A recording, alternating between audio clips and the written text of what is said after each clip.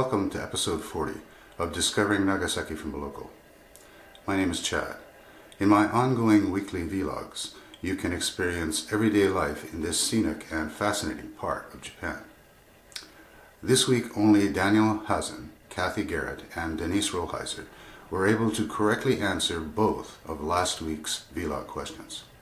Thank you for answering my challenging questions. The first question from last week was, what is the brand name of our old 20-liter mixer? The answer is Sinmag.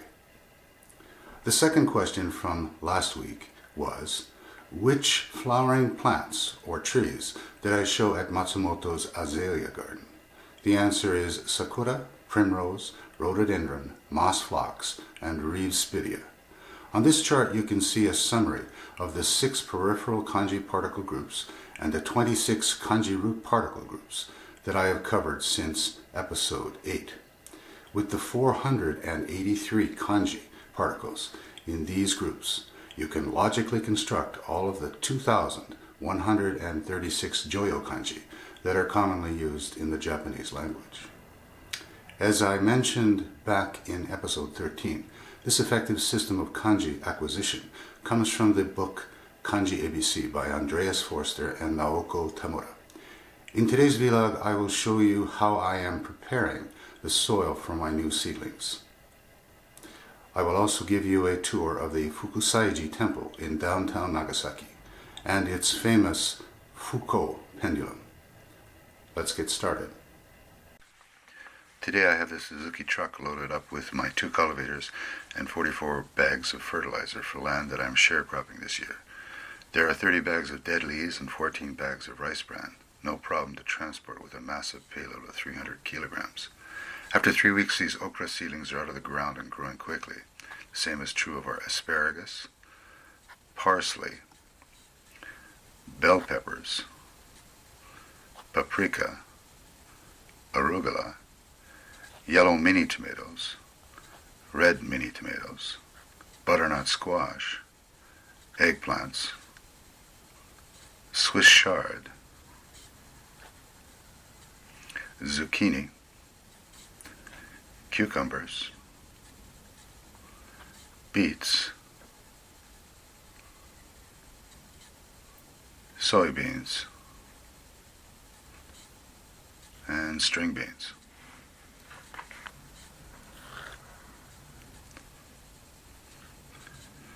Only a few of our togan seedlings have sprouted so far, but we have more than 150 pumpkin seedlings out of the ground. I will transport these pumpkins and togan to my sharecrop plot later next month. From here you can see a patch of potatoes that will soon be ready to harvest. I cultivated several portions of the garden recently and transplanted some of our zucchini and string beans in the foreground. We have been harvesting the lettuce, cabbage, broccoli, carrots, and chamomile in the garden for several weeks now. Next to this concrete wall you can see how large our onions and sky beans have grown recently. Fixing and maintaining my cultivators is an ongoing challenge for these old machines.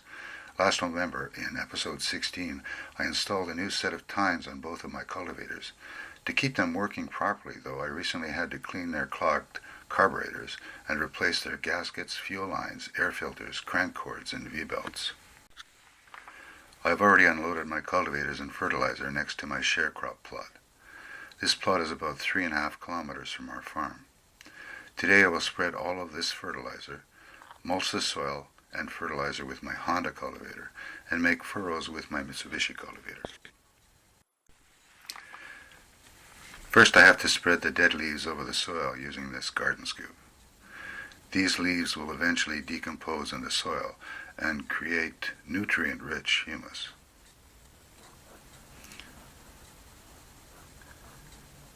After I spread the leaves, I'll use a rake to finish the job.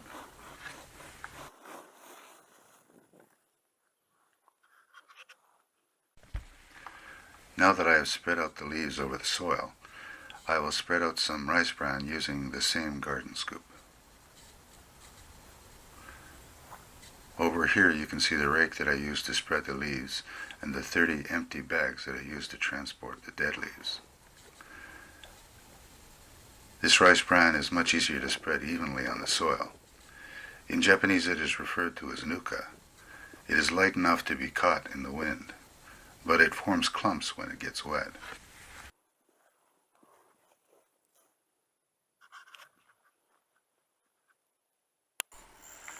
Now I'm going to mulch the soil and fertilizer with my Honda cultivator. This one is made for mulching, and my Mitsubishi cultivator on the left is better suited for plowing furrows.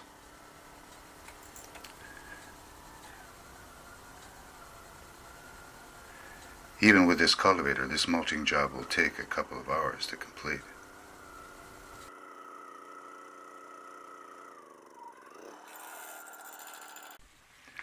Although it's taken me about 5 hours to complete the fertilizing and cultivating, it's well worth the effort. Now the soil is in great shape for the pumpkin and togan seedlings.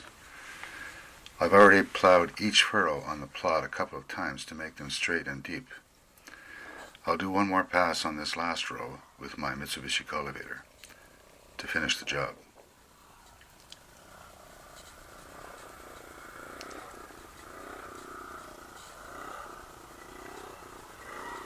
These furrows will allow the rainfall to irrigate my crop during the next few months.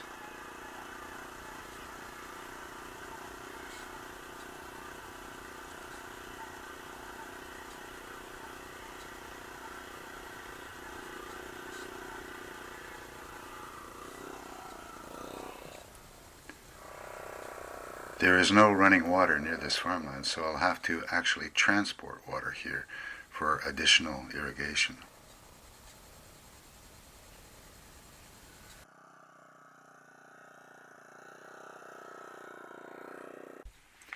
I'm now in front of the St. Hill Hotel, about 300 meters northeast of Nagasaki train station. In this direction you can access Fukusaji Temple. To get there you have to climb the stairs at the end of this cul-de-sac. This is the view looking down from the stairs that I just showed you. I'll turn around and take you up these last few steps.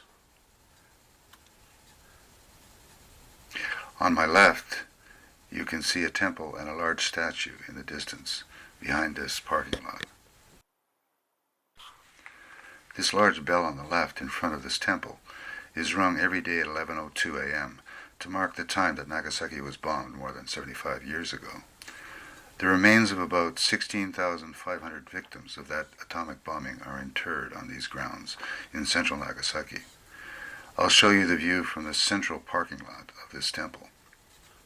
Ahead you can briefly see the turtle head portion of the temple statue.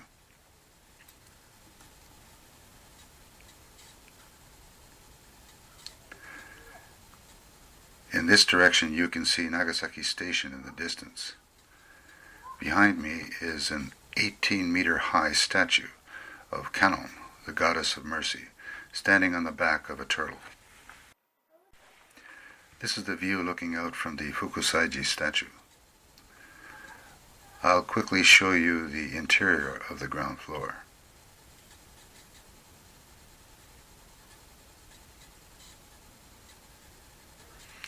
Although there isn't anyone inside right now, the hall here is quite large, and it has space for many people. As I move toward the front of this hall, you can see a circular hole in the floor in front of this altar.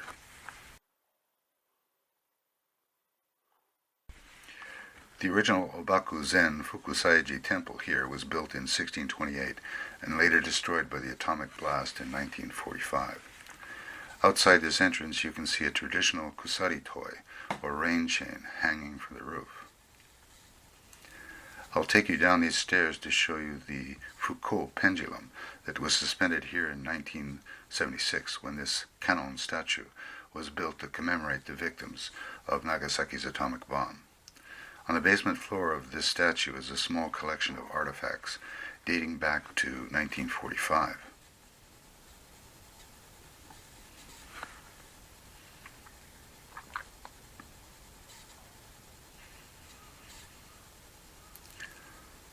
This English poster indicates that the Foucault pendulum suspended from the head of this Kannon statue is the third longest of its kind to be built in the world. next to the ones built in Leningrad and Paris. This pendulum has a length of 25.1 meters, a suspended weight of 32 kilograms, and an oscillating period of 10 seconds. Unlike the pendulums in grandfather clocks, this one takes quite a while to swing back and forth when it is set in motion. Louis Foucault was a French physicist who provided an ingenious way of measuring the tilt of the Earth's axis, time, and latitude way back in 1851.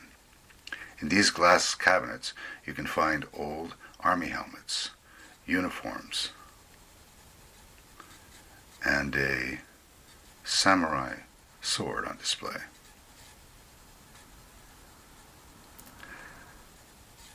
This is a scaled-down version of the aluminum turtle head used in the statue above. In these cabinets on the right are some old ceramic roof tiles, army water canteens, and spent bullet casings.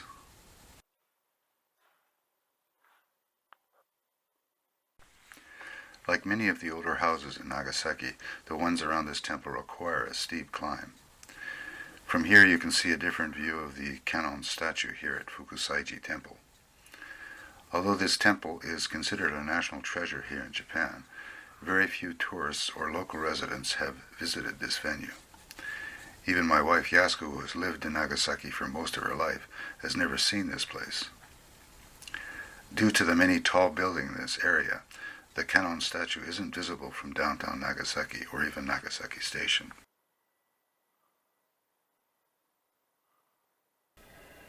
And now for this week's challenging questions. First, what two things did I use to fertilize the land in this episode? Second, although it has since been demolished, what was the length of the Foucault pendulum used in Leningrad? Be the first to correctly answer both of these questions in the comments section below.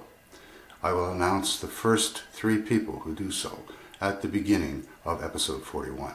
You can find a complete list of the contents of my vlog episodes on the Facebook link listed below, and you can watch all of my vlog episodes on the online YouTube playlist.